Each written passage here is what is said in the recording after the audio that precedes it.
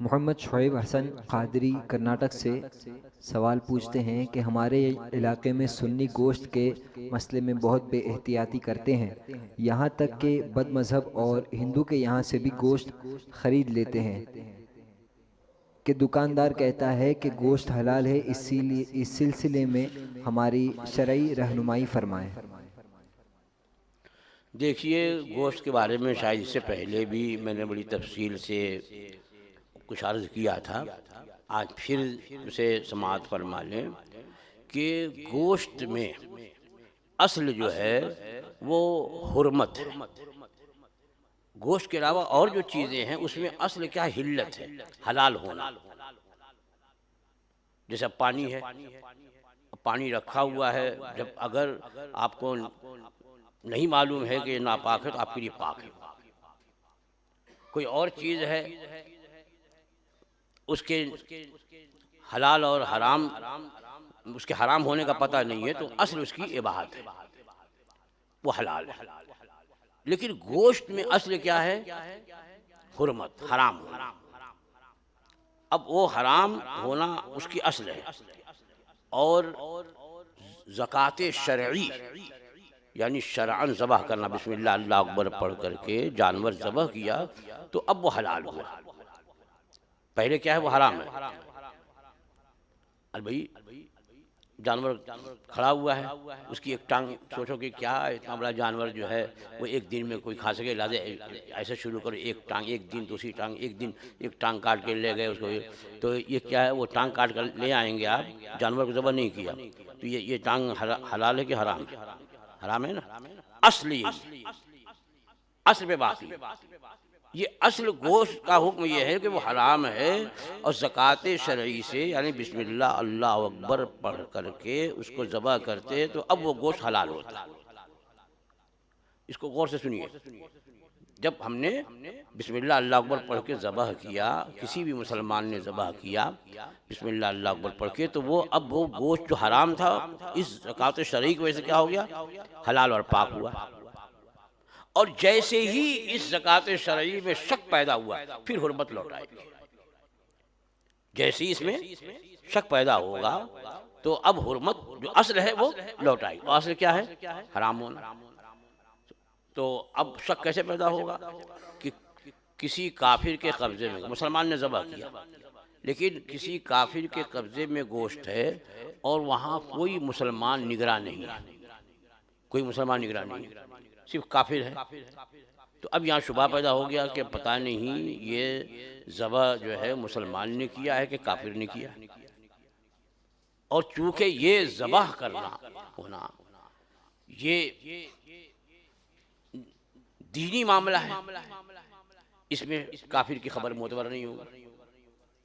हाँ, अगर मुसलमान निगरान होता, भले बेचने वाला काफिर है, मुसलमान निगरान, जब से मुसलमान ने ज़बह किया उस वक्त से लेकर और आपके दस्तरखान पर पहुंचने तक कोई ऐसा मौका नहीं है कि सिर्फ काफिर ही के कब्जे में हो। काफिर के कब्जे में भी तभी मुसलमान वहाँ पर, तो अब वो हलाल रहेगा। और जैसे ही इसमें शुबहा पैदा हो गया तो अब वो गोश्त क्या हो जाएगा? हराम हो गया। अब काफिर के होटल में गया, अब जाहिर बात है कि अब काफिर के वहाँ गया तो अब वहाँ कौन मुसलमान निगरान? अब पकाने वाला काफिर, लाने वाला काफिर, और वहाँ कोई देखने वाला मुसलमान नहीं, तो वहाँ हुक्म होगा हुर्मत का। ऐसे ही ये जो सवाल किया गया कि काफिर की दुकान से गोश्त ले लेते, तो काफिर की दुकान से तो खरीद करके लाया काफिर और आपको दे रहा है, बेच रहा है पका करके या कच्चा गोश्त दे रहा है वो काफिर। तो जब से ज़बह हुआ उस वक्त से लेकर आपके लेने तक क्या कोई मुसलमान निगरान था? अगर ऐसी बात है, जैसे मान लीजिए काफिर की दुकान है लेकिन उसने किसी मुसलमान को वहाँ रखा कि तुम ज़बह करो और तुम यहाँ बैठो, तो अब वो ज़बह करके बैठा है, गया नहीं वहाँ से। अब मुसलमान आगे ख़रीद रहे हैं और मुसलमानों को इल्म है कि इस मुसलमान ने ज़बह किया, अगरचे बेचने वाला, काटने वाला, बोटी बनाने वाला काफिर है, लेकिन ज़बह इसने किया है। और जब से ज़बह हुआ उस वक्त से हमारे लेने तक जो है यहाँ पर एक मुसलमान ज़रूर मौजूद रहा है, तो अब ये हलाल रहेगा। और जैसे ही सिर्फ काफिर के कब्जे में और वहाँ कोई मुसलमान निगरान नहीं है तो उस गोश्त का हुक्म बदल जाएगा। ये बहुत नाजुक मसला है।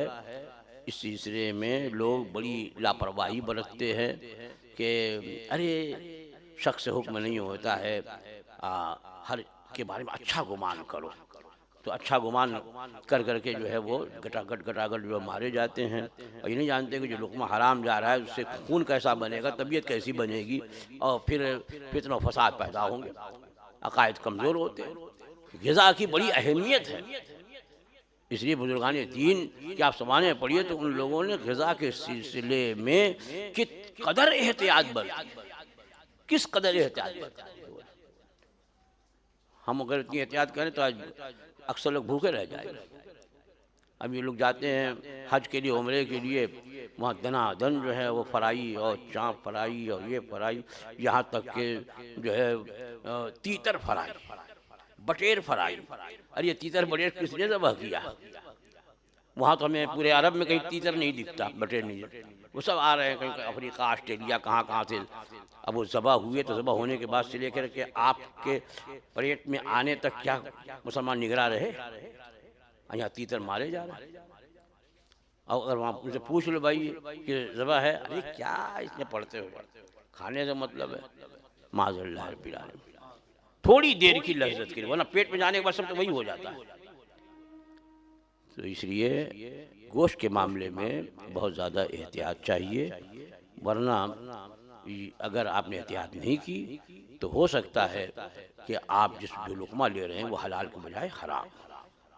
चलिए, उन्हीं साहब का एक और सवाल है। हुजूर पूछते हैं, अगर कोई ला इल्म शख्स ख़ुद को अहले हदीस तो कहता हो लेकिन उनके अकाबिरीन के कुफ्र का इल्म न हो तो उसके ज़बीहा का क्या हुक्म होगा? भाई अहले हदीस कहने का मतलब ये हुआ कि किसी इमाम की तकलीद नहीं करता हो। चारों अइम्मा में से किसी इमाम की तकलीद नहीं करता, ये भी तो अपने आप को अहले हदीस बोल रहा है, इतना तो जानता है ना। वरना ये कहता ना कि मैं इमाम आज़म का मुक़ल्लिद हूँ, या इमाम शाफ़ी का मुक़ल्लिद हूँ, या इमाम अहमद बिन हम्बल का मुक़ल्लिद हूँ, या इमाम मालिक का मुक़ल्लिद हूँ, ये तो कहता। तो अहले हदीस इस ज़माने में पहले थे जबकि वाकई हदीस जानने वालों को अहले हदीस कहा जाता था, और अब तो अहले हदीस गैर मुक़ल्लिद को बोलते। तो वो बोल रहा है तो बदमज़हब है वो, क्योंकि चारों अइम्मा में से किसी एक की भी पैरवी जो ना करे वो दाल और मुदिल, गुमराह गर है, लिहाजा उसके ज़रिए से बचना चाहिए।